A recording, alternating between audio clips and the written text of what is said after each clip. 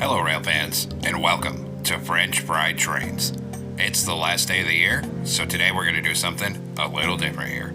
And we're going to continue a tradition I started at the end of last year. So this won't be a tutorial. Today, we're going to be counting down what I think are my top 10 train builds of 2023. 2023 was a mixed year for me.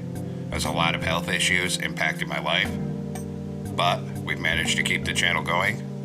And as you can see, we've just done tons and tons of trains this year. I think at my latest count, we are over 850 Minecraft tutorial videos. So I just want to take a moment here to thank everyone who watches my channel. That's really not possible without you guys. So I'd like to thank you from the bottom of my heart, as we have had a great year as far as channel growth, and we've almost tripled in size and have almost over 3,000 subscribers now, where we started the year with less than 1,000. So thank you all for that. Now, we're going to start off our top 10. But before we get into it here, make sure you like, comment, and subscribe. Before we get into the top 10, we're going to do some honorable mentions here with some locomotives that almost made the cut, but not quite. And for our honorable mentions here, we have this group of very early steam locomotives.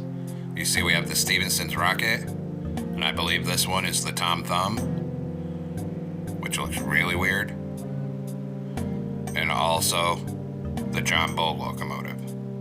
We've done a bunch of early steam locomotives, and I really like how the details came out on this, and they almost made the cut, but just due to their smaller size, they're not quite as impressive as some of the other trains we have on the list. So for that reason, they didn't make it to the top 10. Now on to number 10, and starting off our list.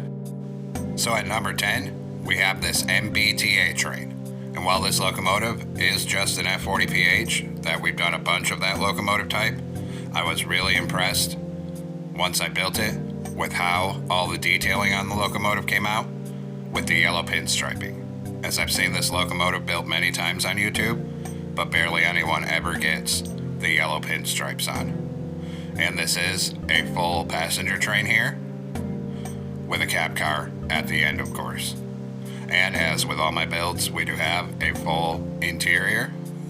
So we have a little control cab back here, and there is a full interior in the passenger coaches. So like I said, just for how well these banners turned out, gets this one in our number 10 spot for our list.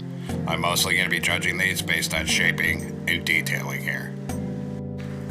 Now, on to number 9. In our number 9 spot this year, we have a steam locomotive, and this is the Chassis System Steam Special. And while we have done a ton of steam locomotive this year, many of which were probably worthy of this list, this is one of my favorite steam locomotives, and this is actually an updated redo build, as the first steam locomotive tutorial I ever did was this locomotive. And I was never quite happy with how that old original tutorial from 2021 turned out, so I'm glad I finally updated it, as it's shaped much more correctly here, with more corrected colors and modern building techniques. And as with all of my steam locomotives, you can actually go inside the cab here. There's just a few details inside here. So for those reasons, the Chassis System Steam Special makes it in our number 9 spot here. Now on to number 8.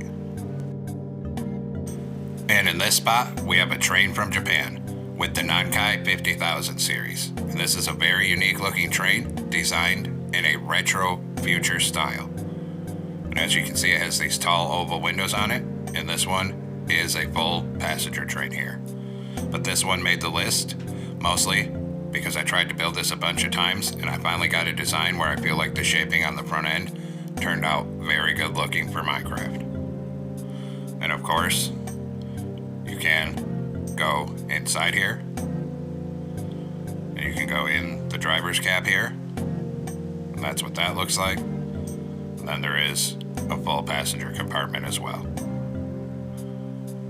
So I just think the shape of this one turned out very good, and that earned it a spot on our top 10 list this year. And now on to number 7.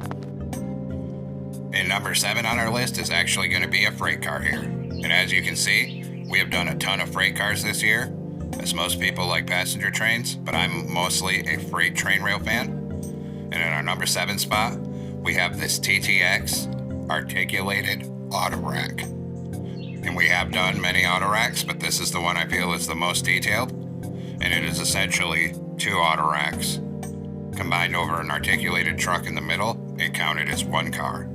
So it's extra long, and I was just really proud of the 3-dimensionality of this and all of the detailing I got in it. So for that reason, this was the best freight car I feel we did this year, and it makes our number 7 spot.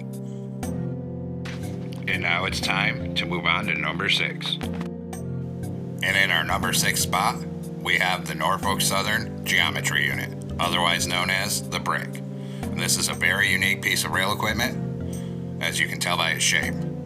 It has these scanners underneath, and it is used to use lasers and infrared to digitally scan for defects in the track. And it comes with its own modified passenger car with a bunch of computers to help assist in scanning the rails.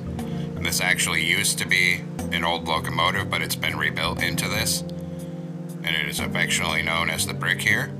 And there's actually more than one of these, and it does have a little interior, but it's not a control cab. It just has computers, as this is usually towed behind a locomotive and doesn't move under its own power anymore. And there's the other one there, which is even more brick-like, but this one has a little bit more interesting shape, so this is the one that made the cut for our list this year. And now we're on to number 5, which means we're in the top 5. And this is where the competition really heated up, as it was getting harder and harder to pick which one should be on the list, let alone what order they should be in. And for this spot, we have a streamliner locomotive. And this is a Rock Island Elco DL19. And while we have done a ton of streamliners, which I love the streamliners, mostly E units and F unit, this was our first DL109, which is uniquely different from the rest. And I was mostly very happy with how the shaping and coloring on this front end came out. So for that reason, it did make our number 5 spot this year. And of course, there is a full interior here. So now let's move on. Number 4.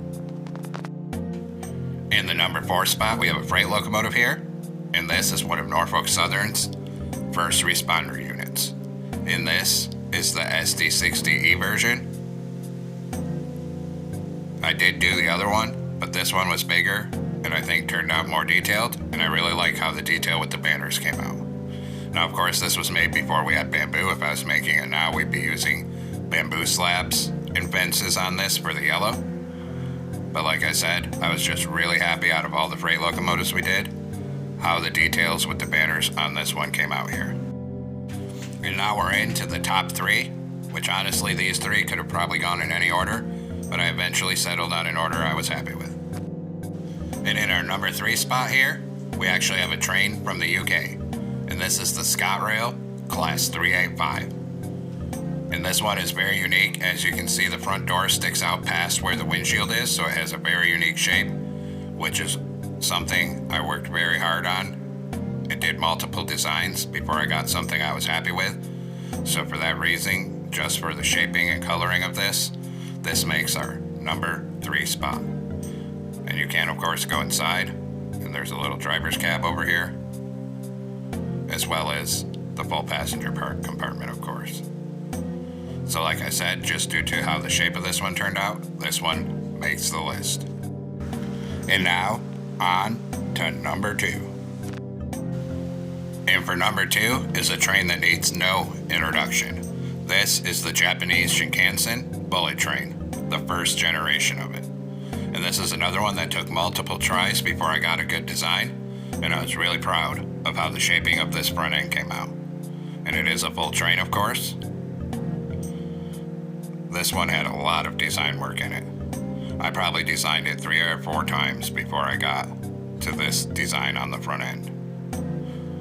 this is what it looks like here. And then it had to have a unique solution to get up into this driver's cab to do the interior. So we actually have to go up these stairs here to get up into the cockpit. So you can see, you can come up here. And then of course it is a full passenger train on the inside here.